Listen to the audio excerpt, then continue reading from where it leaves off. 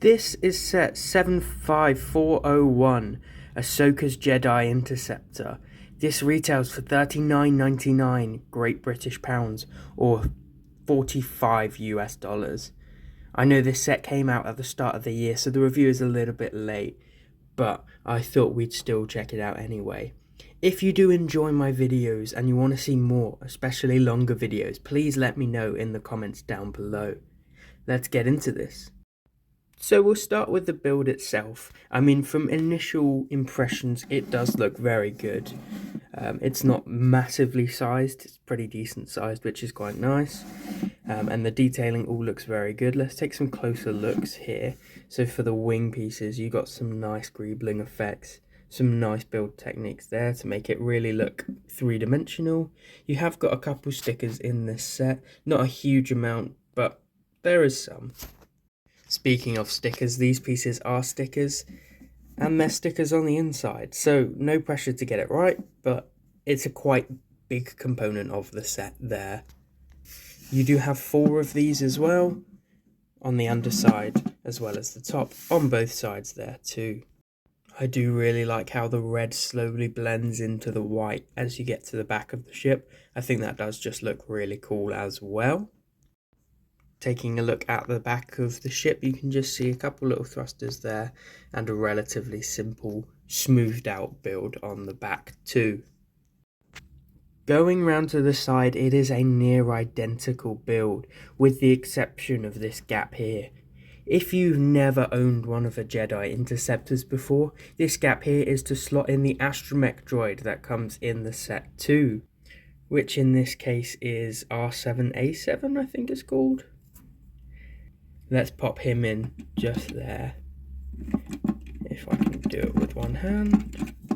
There we go. So he sits in just like that to help co-pilot the ship as well. You have the main blaster builds on the front of the ship, which looks really cool there. Some great part usage and a simple clip connection. You also have some small turrets on the side there as well.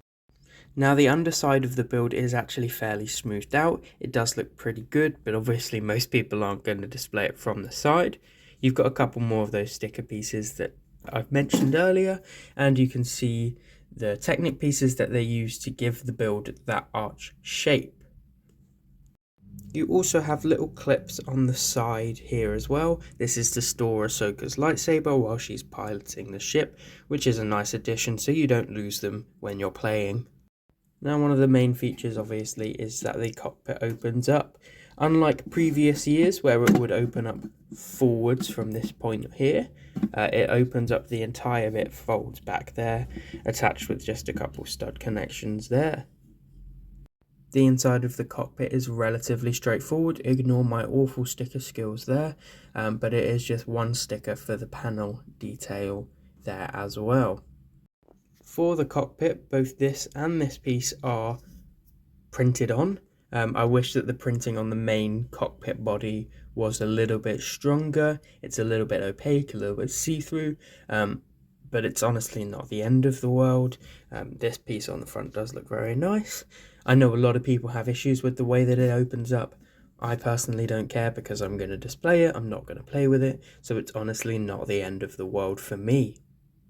Overall, the ship is very sturdy. You can kind of pick it up from anywhere and fly it around and play with it, which is really nice. You know, it's not going to get broken too easily if kids are playing, so that's also a very good thing. Moving on to the minifigures, we'll start first with R7A7. He's the astromech for this set, like I mentioned earlier. He looks pretty good. He's got some great printing, a nice green, white and red colour scheme. The print looks pretty solid and it's quite nicely done on the top as well. As we spin it around, there is sadly no back printing. This seems to be something that's only reserved for R2-D2 now, even though they have the capability of doing it. However, the head print does print the whole way around. So that's something, I guess. Next is Anakin Skywalker. Not including young Anakin, this is the first one we've got since 2020, and he looks fantastic. He is in his Clone Wars armor, he's got some printing on the legs there, and the print goes up to the torso as well. He has a great face print too. and the classic kind of Anakin hair. The print does continue on the back as well, and he does have a rather angry second face expression as well.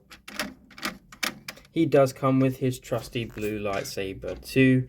This figure is very nice. Lastly, and perhaps the most standout of the figures, is Ahsoka here in her Clone Wars attire. She uses the mid-legs here, and they're absolutely covered in printing. This looks incredible.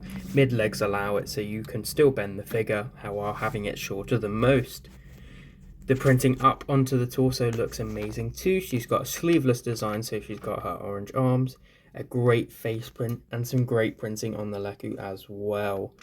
She comes with 2 green lightsabers. I wish one was shorter than the other, but honestly, you can't be too nitpicky. The print on the back looks fantastic too. And Ahsoka also comes with a second expression, this one being a lot more smiley. Now, do I believe this set is worth its money? Yes and no. See, if you were to ask me how much this set should have cost 5 years ago, I would say that this is horrifically overpriced. However, with the state that LEGO is going to and the prices of some other sets, it is a very good build. It's got some exceptional minifigures, so honestly, I would say it is worth picking up at that kind of £40, $45 price point. If you've enjoyed this video, please let me know by leaving a like or a comment down in the bottom below. Thank you.